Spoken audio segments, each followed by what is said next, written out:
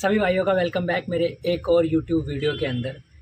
तो भाई आज मैं आप लोगों को एक बात सबसे पहले वीडियो शुरू करने से पहले सबसे पहले क्लियर कर देना चाहता हूँ कि भाई जो भी मैं वीडियो बनाता हूँ ये सारी वीडियो मैं अपने लाइफ एक्सपीरियंस से बना रहा हूँ, जो मैंने खुद फेस करी है, जिस प्रॉब्लम से मैं खुद लड़ा हूँ।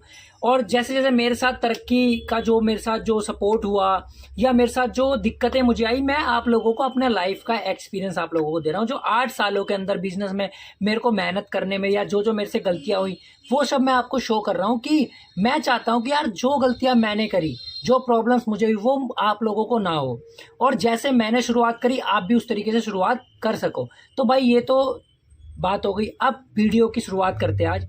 भाई मैं आप लोगों को आज एक बात बता दूं, बहुत स्पष्ट और बहुत क्लियर। मैंने अपने इन 8 सालों के अंदर बहुत सी ऐसी गलतियां करी थी जो आप लोगों को नहीं करनी। क्योंकि जब कोई बिजनेस में कमाई करना शुरू करता है ना, कोई भी नया एज बंदा, जैसे 18 से लेके 25 साल तक के जो लड़के होते हैं जो अपना काम शुरुआत कर लेते हैं और उनके बाद उनकी तरक्की होनी शुरू हो जाती है और कुछ पैसा हाथ में आना शुरू हो जाता है, तो सबसे पहले उनके हाथ से जो जो गलतियां होती है, जो मेरे से भी हुई थी, तो मैं चाहता हूं कि भाई प्लीज रिक्वेस्ट करके वो गलतियां आप लोग मत करो, कुछ साल तो बिल्कुल भी मत करो। जैसे कि भाई जब सबसे पहले मेरे पास पैसा आना शुरू हुआ था तो उसमें सबसे पहले मुझे लत लगी थी खाने पीने की। खाने पीने का मतलब ड्रिंक वगैरह ऐसा नहीं कुछ, उसमें मेरे को लत लगी थी। भाई मैं फास्ट फूड बहुत खाने लग गया था। मैंने अपना जो दोपहर का खाना था वो घर का बिल्कुल बंद कर दिया था, क्योंकि मेरे पास पैसे इतने ज़्यादा आने लग गए थे कि यार मेरे को ऐसा लगता था कि यार अब तो बस ऐश करनी है, बाहर का बढ़िया रेस्टोरेंट का खाना खाना है ये वो। तो मैं जोमेटो से, स्विगी से डेली दोपहर में ऑर्डर करता था, जिसका मेरा एक टाइम का बिल 500 से 700 रुपये का आता था पर डे। पर डे समझ लो मैं 700 रुपये खर्च करता था, यानी कि महीने के आपके 21,000 रुपये होते हैं। 21,000 रुपये मैं हर महीने खर्च कर देता था सिर्फ और सिर्फ अपने खाने के पीछे। क्यों? क्योंकि मेरे पास पैसा इतना अच्छा आ रहा था कि मैं सोच रहा था कि यार अब इन पैसों का क्या करना है।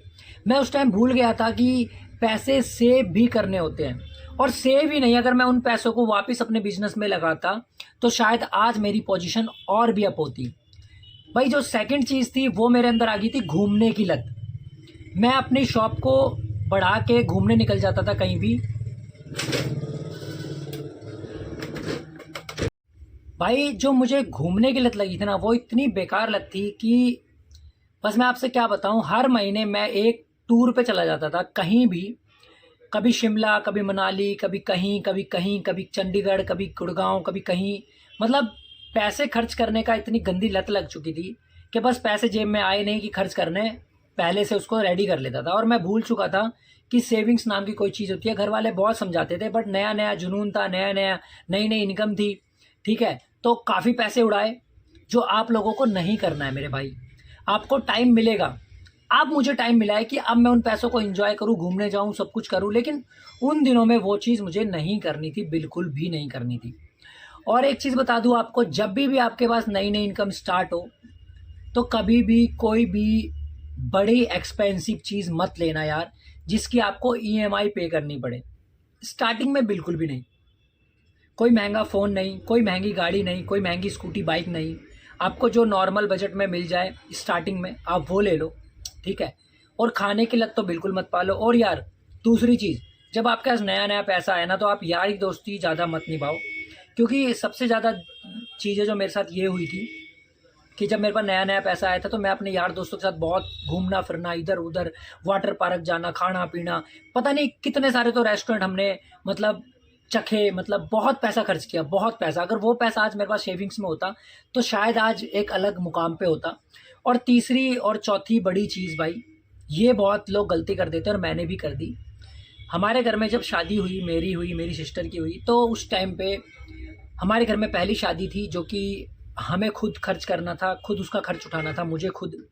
तो उसके अंदर यार मैंने बहुत एक्सपेंसिव चीज़ें करी, बहुत ओवर खर्चा किया, बहुत ज़्यादा किया, मेरी लिमिट से ज़्यादा किया। क्योंकि उस टाइम पे पैसा था तो शायद पता नहीं लगा, लेकिन जब शादी से निपट के हम थोड़ा सा बाहर आए तब हमने अपना हिसाब किताब जोड़ा, बजट देखा, तो हमारा बजट बिल्कुल हिल चुका था। तो यकीन मानना, जो नए नए बिजनेसमैन हैं, नए नए बिजनेस को शुरू कर रहे हैं, सबसे बड़ी जो दिक्कत आती है उनके पास यहीं पर आती है कि आप लोग अपनी लिमिट से ज़्यादा खर्च कर देते हो, फिर बाद में पछताते हो। हमेशा अपने पास पैसा बचा के रखो, जो पैसा आपको वापस बिजनेस में लगा के आपको ग्रो करने का टाइम मिलेगा। हमेशा अपनी कमाई का 10% ही सेव करो, बाकी जो 90% आपका वापस रिटर्न पैसा आ रहा है उस सारे पैसे को वापस बिजनेस में लगाते रहो। यकीन मानना, जब आप धंधे को बड़ा करोगे तो धंधा आपको इतना बड़ा कर देगा कि आप सोच भी नहीं सकते।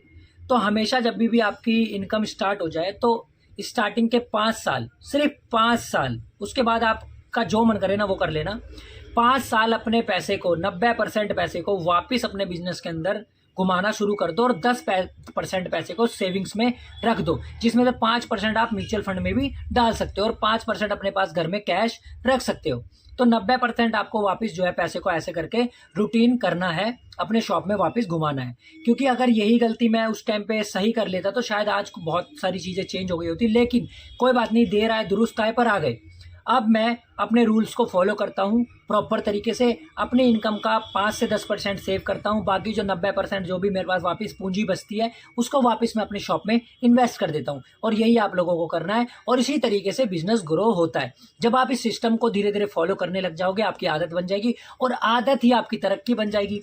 और जब आपकी तरक्की हो जाएगी तो फिर आपके पास इतना पैसा होगा कि आप, मैं कहता हूँ, रोज भी उड़ाओगे तभी भी आपके पास पैसे की कमी नहीं होगी, क्योंकि आपको वो सिस्टम ने पकड़ लिया होता है जिस सिस्टम से आपको चलना होता है। ठीक है, तो हमेशा सिस्टम को फॉलो करो।